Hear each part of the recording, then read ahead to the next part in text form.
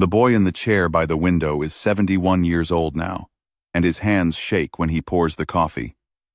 But the cup he sets on the saucer is the same cup his mother used to set out the summer the stranger came. He keeps it for that reason.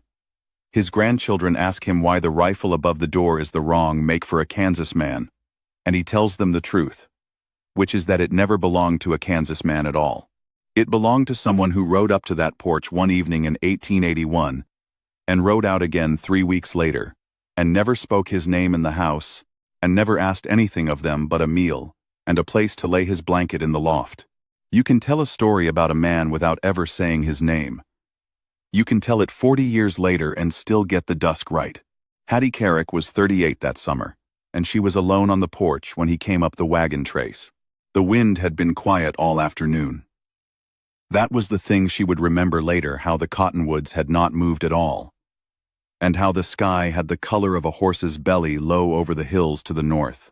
Her husband Adler was 3 days gone with the seed wagon to Sumner, and not due back until Friday. Her boy, 8 years old, was in the kitchen, washing a tin plate. The hens had gone to roost early without being told. She set down the bowl of green beans she had been stringing, and stood up, and she felt the way a person feels when the room behind them has gone too still. The rider came up the trace at a walk. He had a duster the color of wet ash, a hat pulled low, and a long carbine slung across the saddle, and he rode the way a man rides who has been on a horse for 30 years and has nothing left to prove to it. She watched him come, and did not move from the porch, and when he was close enough she called, "That's far enough, mister." He drew the horse up 12 yards out and sat looking at her. He had a face hard to put an age to 40 and worn, or 30 and hard used. "I'd be obliged for water, ma'am," he said. His voice was low and level. "Mine and the horse's. I'll pay for it. There's a trough by the rail," she said. "Water it yourself. I'll bring you a dipper." He nodded and swung down. He moved like a man whose back hurt him, and she saw he favored his left side, and that there was a darker patch low on the duster that was not dust. She went into the kitchen, where the boy looked up from the bucket with round eyes, and she said, "Hush, now. Fetch me the tin dipper, and stay in the doorway." When she came back out, he had pulled the saddle off the horse and was rubbing the animal's neck with sacking. He drank the dipper in 3 pulls and gave it back. "Obliged. You're hurt," she said. "I'm alive," he said. "It's not as bad as it looks. Sit down on the step." He looked at her, then at the kitchen door, where the boy watched with the dipper still in his fist. He sat on the step. She brought out the basin, and the carbolic, and a clean strip of an old shirt of Adler's, and she opened the duster a furrow along his ribs. The width of her finger had bled through the muslin he had pushed against it that morning. "Bullet?" she said. "Bullet. From where? From a man who's not following anymore. That's all you need." "That ain't all I need, mister. I have a child in this house." He looked at her full, and she saw the eyes were gray, tired in a way that had been tired for a long time. 3 men in Sumner took a notion to a girl that worked at the boarding house, he said. They were going to take her up to a room. I disagreed. 2 of them rode out west. One caught me as I came over the divide. That one will not be coming after me. I'm sorry for the trouble at your door. She washed the wound. She did not let herself tremble in front of her son. She poured the carbolic, and he did not flinch. She wrapped the strip tight. When she sat back, he was looking at her hands. "You've done this before," he said. "My husband cuts himself once a week. We're 3 days from a doctor. Where is your husband, ma'am?" She did not answer that for a long moment. Then she said, "Why?" "Because I'd like to know how long I have to be careful with my temper before I leave." She looked at his face. Whatever was in it was not what she had been afraid of when he came up the trace. She said, "Friday. I'll be gone before Friday. You'll be gone when that side of yours stops weeping. Until then, you can sleep in the loft of the barn. There's hay and a blanket on the peg. I'll bring out supper at dark. My boy's name is Cyrus. Mine is Mrs. Carrick. Don't ask his father's first name. I'll not say it to a man whose name I don't know." He took off his hat. He had not done that yet. He held it on his knee. "You can call me Job," he said. It was not his name. She knew it was not his name. She nodded as if it were.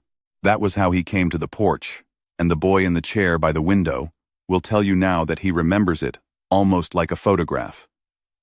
The duster, the dipper in his own small fist, his mother's straight back on the step. What he does not remember, and only learned later, was the thing in the hills that came down behind the stranger 4 nights afterward, because the boy was already asleep when the riders came up the trace. It was Wednesday.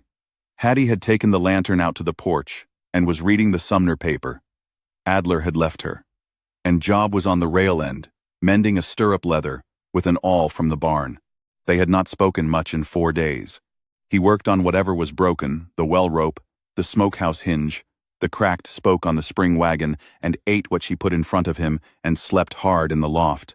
And the boy had taken to following him at a 3-yard distance, watching his hands.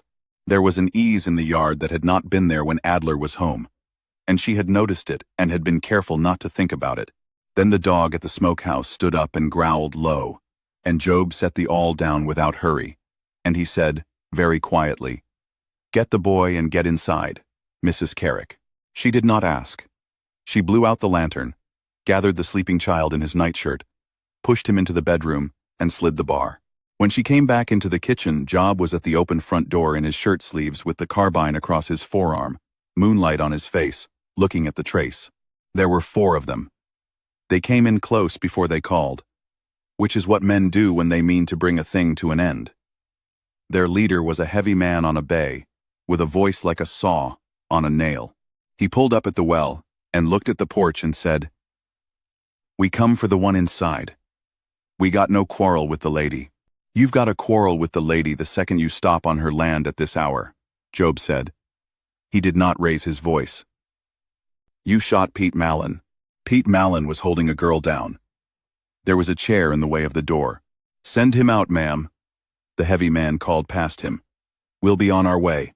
Hattie stood in the doorway behind Job's shoulder. Her hand was on the broom handle because the broom was what she had and the rifle was on the wall and the wall was across the kitchen. She said, "This is a homestead, sir. My husband is on the road from Sumner, and he's expected tonight." It was a lie. Friday was Friday, but she said it level, and she said it loud, and the heavy man on the bay shifted in the saddle. "You ought to step inside, ma'am," Job said, still not loud. "Whatever happens next, you weren't on the porch." She did not step inside. She stayed in the doorway with the broom in her hand, and she said to the 4 men in the yard, "You'll turn those horses around. You'll go back the way you came. There's nothing for you here." The heavy man laughed. He started to lift his arm. The carbine went off twice, in a sound that knocked the night flat. The heavy man's hat sailed into the dark, and his horse shied. The second shot took the rein out of the second rider's hand by way of his glove, and that horse bolted too. Job had not moved his feet. The 2 on the wings had their pistols half out and froze, because the carbine was already on them. "Now," he said. "The next 2 go through coats." The 4 of them held. The heavy man got control of his horse with one bare head and one shaking hand, and he looked at Job in the doorway, and at the woman behind him with the broom, and at the dog by the smokehouse showing every tooth it owned. And he weighed it, and said flat, "We're going. Walk them," Job said. "Don't turn them till you're past the cottonwood." They walked them all the way past the cottonwood, and then they kicked them into a run. And the run went a long way into the dark, and did not come back. Job stood in the doorway with the carbine on his arm for the better part of an hour, and Hattie stood beside him with the broom, and neither of them said anything. When at last he set the carbine against the jamb and sat on the bench inside the door, his hands were steady, but she saw a place at his temple where the sweat had run. She got the basin again and washed her own hands first. "They'll come back," she said. "They won't come back tonight. Tomorrow. Tomorrow I'll be at the head of the trace at first light. They won't come up the trace." "Job," he looked up at her. The name they both knew was not his name sat between them and was not spoken. "My husband is a good man," she said. "He'll be home Friday. He'll thank you, and he'll shake your hand, and he'll pay you what we have. I won't take pay. I know. I'll be gone Friday morning. I know. She put her hand on his shoulder for the length of a single breath, and then she took it away. And she went into the bedroom, where the boy lay with his eyes open in the dark. And she sat on the edge of the bed and stroked his hair until he slept. He was at the head of the trace before first light. He was there the next morning too. And the morning after. He sat the horse in the cottonwood shade with the carbine across his knee. And the men did not come, because somewhere in Sumner, a saloon keeper had told 4 men that the quiet one at the Carrick place had put 2 rounds through the air, an inch from a man's ear, and not raised his voice. And 4 men had decided that grudge was not worth finding out where the next 2 rounds would go. He mended the corral on Thursday. He mended the door of the chicken coop. He greased the hubs of the spring wagon. He taught the boy how to set a snare for jackrabbits. And the boy followed him to the creek and back with the snare wire wrapped around his small, dirty wrist. Hattie set a 3rd plate at the table without comment. She did not touch his hand again. He did not touch hers. At night he climbed the ladder to the loft, and she lay in the bed where her husband would lie Friday, and looked at the dark ceiling and thought of nothing she would have said aloud to anyone living. Friday morning he was gone before the sun cleared the rim of the bluff. He had folded the blanket and set it on the peg. He had left the borrowed awl on the porch rail, beside the spoon she had set out for him. He had left, also, leaning beside the front door, the long carbine in its scabbard, with a strip of paper tucked under the strap. The paper said only, in a hand that was careful and not unschooled, "For the boy, when he is older. He'll need it on this road before he's grown. J." She read it twice. She folded it small and put it inside the front of her dress. She went out to the porch and stood looking down the trace, and there was no rider in sight and no dust. And the morning was as still as the evening had been the first time she saw him come.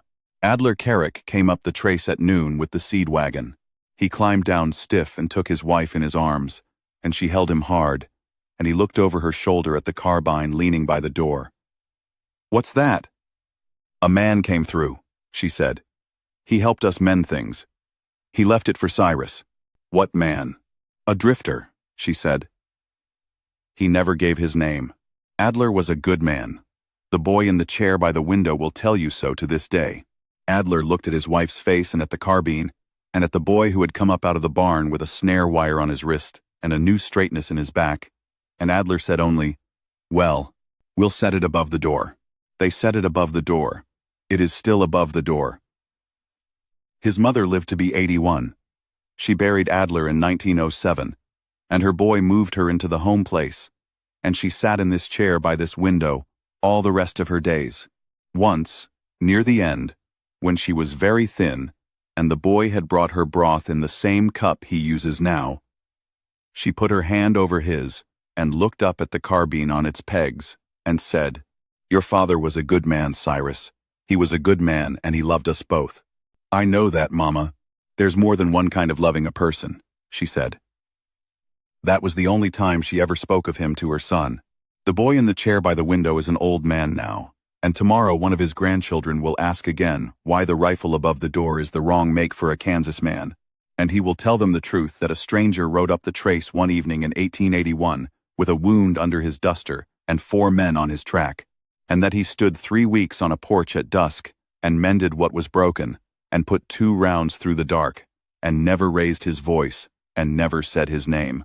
That he rode out at first light on the morning the husband came home, and that the wife he left behind was a good wife to a good man for 26 more years, and that in all that time she never spoke the stranger's name, because she had never known it. And because some loving you do not say out loud. The boy will lift his cup. He will set it on the saucer his mother set out for the stranger. He will look at the wagon trace that runs past the porch, and the cottonwoods that have grown old where the 4 riders walked their horses past in the dark.